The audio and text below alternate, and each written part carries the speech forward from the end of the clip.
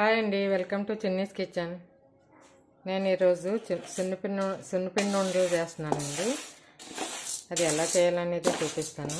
ఇదిగో ముందుగా మినపప్పు తీసుకున్నాను. నేను ఇలా వెడల్పాటి గిన్నెలో వేసుకొని స్టవ్ మీద పెట్టుకొని బాగా వేపుకోవాలి.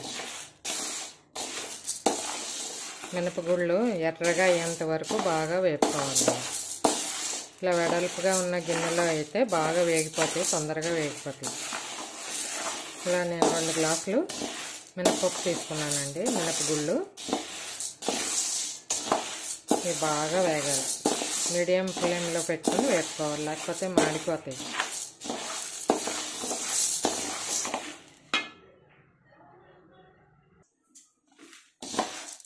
రెడ్ కలర్ వచ్చినాయి కదండి, ఇంకా కొంచెం గోల్డెన్ బ్రౌన్ కలర్ రావాలి. ఇవి బాగా ఎర్రగా వేస్తే బాగా కమ్మగా కూడా ఉంటాయి చిన్నుండలు. ఇంకొక 5 మినిట్స్ వేగితే సరిపోతుంది. ఎర్రగా వేగిపోయినాయి కదా, ఇంక స్టవ్ ఆఫ్ చేసేసుకుందామండి. చల్లారిన తర్వాత మిక్సీ పట్టుకుందాము. ఇవి వేపుకున్న మినపగుళ్ళు ఉన్నాయి కదండి, దీంట్లో మిక్సీలో వేసేసుకుందాం. చల్లారిపోయినాయి.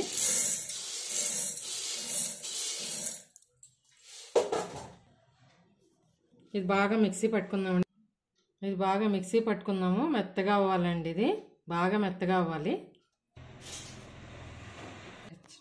ఇది ఇంకా బరకగా ఉందండి, ఇంకా కొంచెం బరకగా ఉంది. ఇంకొకసారి వేసుకుని తర్వాత బెల్లం వేసుకుందాము. ఇప్పుడు దీంట్లోనే బెల్లం వేసుకుందాము. దీంట్లో ఎక్కడైనా ముక్కలు ఉంటే బాగా మెత్తగా అయిపోతుంది, బాగా మిక్స్ అయిపోతుంది. సరిపడా బెల్లం వేసుకుందాం.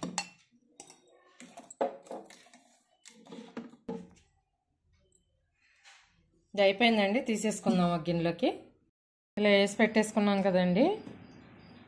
మిక్సీకి బెల్లము మినపగుళ్ళు మొత్తం మిక్సీకి వేసి పెట్టేసుకున్నాను మెత్తగా. ఇప్పుడు నెయ్యి వేసుకుందామండి. నెయ్యి వేసి బాగా కలుపుకుందాం, ఉండలు చుట్టుకుందాము.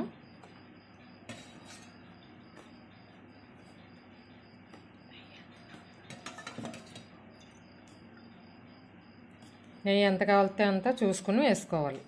ఉండకి సరిపడా చూసుకుని వేసుకోవాలి. ఉండ చేసేసుకుందామండి. ఇగో ఈ టెక్స్చర్లో ఉండాలి. నెయ్యి వేసుకున్నాం కదా, ఇప్పుడు ఇలా ఉండలు చేసుకుందాము. సున్నుండలు ఇలా నొక్కుకోవాలి.